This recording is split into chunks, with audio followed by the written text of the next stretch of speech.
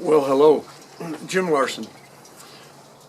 Today I would like to talk to you about a very important subject. It's actually a word that is hardly ever used in the Bible, and yet you will see the evidence of this word in every book, almost every chapter. And that word is restraint. Restraint. And I'm thinking in particular of God's restraint. You know, what an amazing God He is. He puts the stars and the planets in place. You know, He does what He does to this planet, Earth, and spins it at a certain speed and tips it at a certain angle and puts the moon a certain distance out so that it won't be thrown off into space, and yet far enough out that it won't be sucked into the sun and burned up. He programs so much of this world. You know, those salmon that we have up here in Oregon swim upstream to spawn. They don't think about it. They don't calculate it. They're programmed to do that. And the geese and some birds fly south in the fall, early winter. You know, that's what happens to wildlife. They end up burrowing down into the earth. They don't plan it. They don't have a meeting. They don't think about it. It's not a matter of choice. They're programmed that way. I mention that because when we come to God working with humans and having a relationship with us, He restrains Himself. He doesn't program us to be a part of Him, to join Him, to be in fellowship with Him. He persuades us. Now, those are two very important words, and they stand in sharp contradiction or contrast to each other.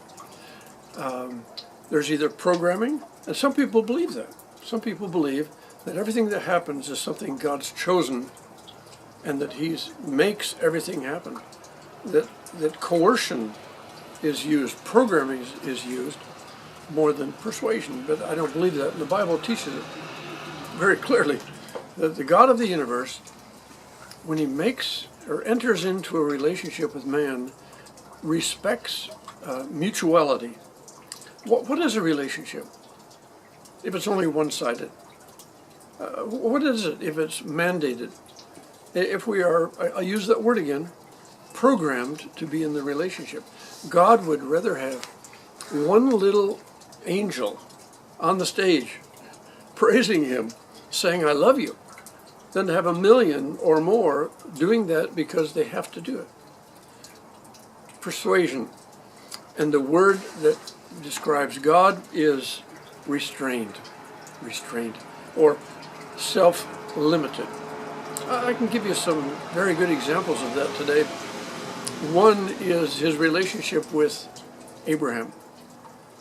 Now, Abraham lived 4,000 years ago.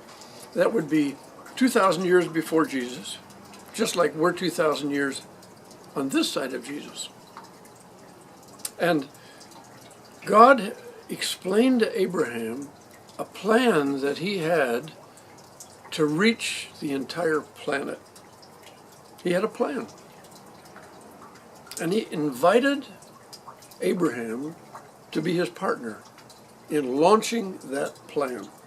In fact, the plan has 3 pieces. You can read it sometime in Genesis 12, the first 3 verses. And what God says to Abraham is this: if we enter into this covenant, I'm going to bless you, that's one man. Then I'm going to make a nation out of you. And we know today that that's the nation of Israel. And then I'm going to bless all of the ethnics, such as the Norwegians, like I am. So His plan was 3 words: man, nation, ethnics. Now that is the outline of the entire Bible. Part of this was that God would have Abraham and Sarah have a child. Now Abraham, I could either say he was dubious of this, or maybe I could say he balked, he hesitated, he had a lack of faith, whatever you want to say. he didn't quite get it. In fact, he said to God, how can this ever happen? You know, my wife and I are up in age, and if I'm going to have heirs, that would be quite a big step for us. In fact, he said, if I died today, my servant, who's a foreigner, he would inherit everything I have. And God said, no, that's not going to happen. And what we see God doing is he's trying to woo Abraham. He's trying to persuade him, to convince him that God is going to do his part. Some people see God as sort of this iron-fisted one who just simply makes everything happen. But here he is, the God of the universe, who does demonstrate a lot of power. And yet in this relationship, God accommodates Abraham's hesitation. Let's use that word, hesitation. And he says, well, let's make a deal. And the deal is not something for God's benefit, but for Abraham's. You can read about this in Genesis 15. God says, now here's what's going to happen. And he lays history out.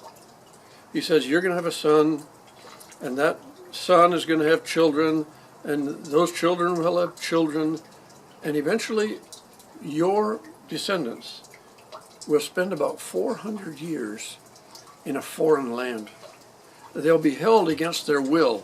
In the end, they will be slaves. But I will deliver them. And he makes all of these promises. He's convincing him. He's saying, this is what I'm going to do. And finally, in the darkest part of the night, Genesis 15, God enters into a covenant. And here's how he does it. He has already asked Abraham to kill a 3-year-old heifer and some other critters. And they cut the animals in two down the middle, lay the parts out. And this was a method that the Hittites used, some of Abraham's neighbors. George Mendenhall, about 60 years ago, informed us about this. You know, historian, anthropologist. And he said, this is how the Hittites used to make a covenant. They would cut an animal in two, and the two parties, let's say two chieftains, would walk in the middle of that animal, where the blood and the entrails were.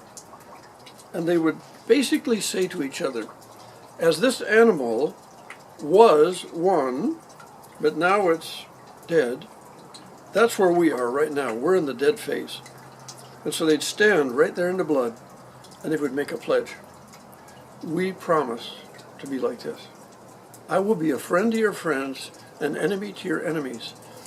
And they'd make those vows. Then they'd walk on through and look back at that animal. And they would say to each other, well, they would actually take a self-curse. Maybe you've done it. Have you ever made a self-curse? Cross my heart, hope to die, stick a needle in my eye.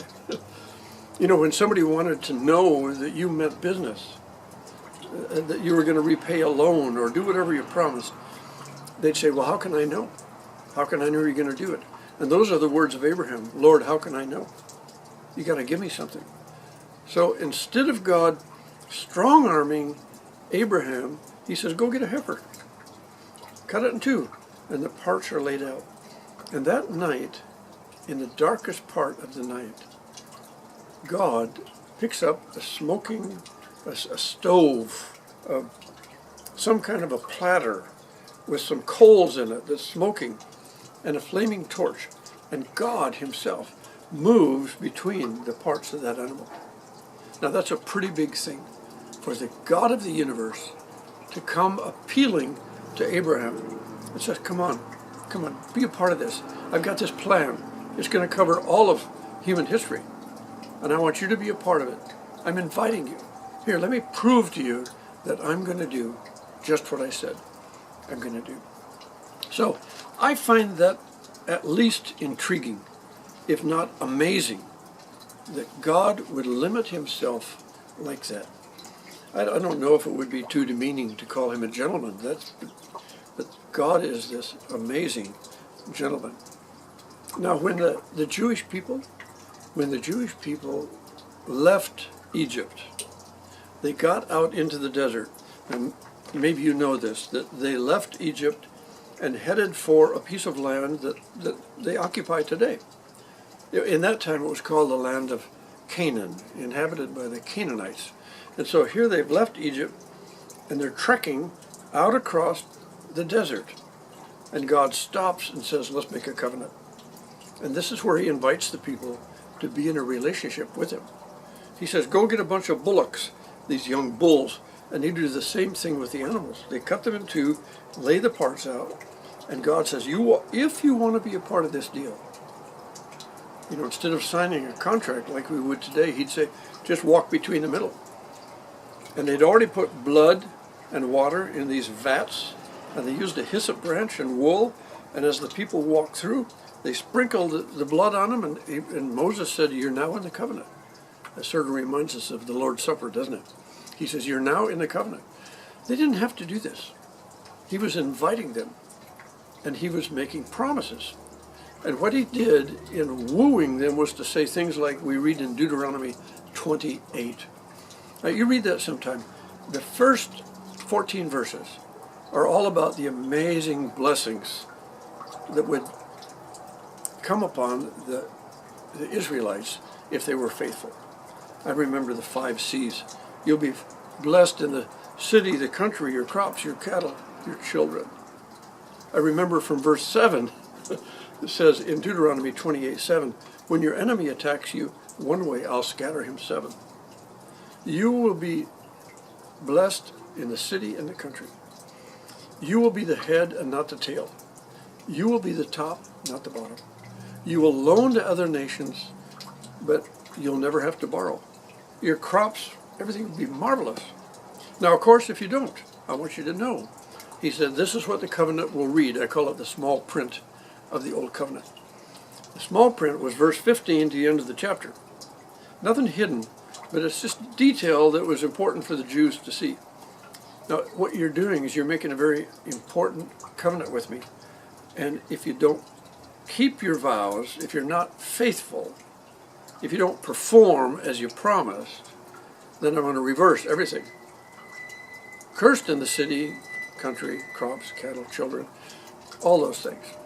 But God is this amazing God who beckons us, who woos us, if I may say that, into a relationship with him. Now, I'm going to jump ahead. 1,500 years after Moses, Jesus arrived. Now, arrived, that word alone is about restraint. He'd been in heaven. He'd been there from eternity past. And he volunteered to come to earth. He limited himself from being all those words, omnipresent, omniscient, omnipotent, all those words. He limited himself, took upon himself the form of a human being, a servant. No, that's limitation. That's amazing limitation. He lived like that for 33 years. And when it came time for him to die, he had total power to do something that wrestlers do today. Cage wrestlers, they're beating up on each other. And if ever one of the wrestlers wants to get out of the match and just say, I'm finished, they'll just tap 3 times. And I always say Jesus could have tapped out. But he restrained himself, he limited himself, he endured it all for us. Went to the cross, endured the cross. We talk about being restrained, nails, in your hands and feet. He was restrained. And when the gospel was preached, after Jesus rose from the dead, it was preached as an invitation, not as a command, but it was that idea that Jesus had expressed in his own lifetime. Come unto me, all of you who are weak and heavy laden, I'll give you rest. Come unto me. And in 2 Corinthians chapter 5, we hear Paul saying, we are now Christ's ambassadors, as if God was making his appeal through us. Be reconciled to God. Be reconciled to God. So the gospel being preached is being preached as an invitation. An invitation. Come unto me. Let's be family. Can I take you to heaven? Would you be my child? Restraint. I mentioned this today because it's one of, in my opinion, one of the most overlooked aspects of God. We like to think of him, and he is all-powerful. But there are times when, by choice, he limits himself, restrains himself for our good. Restraint, a pretty good word, not only for God, but for us. And that's another video. God bless you.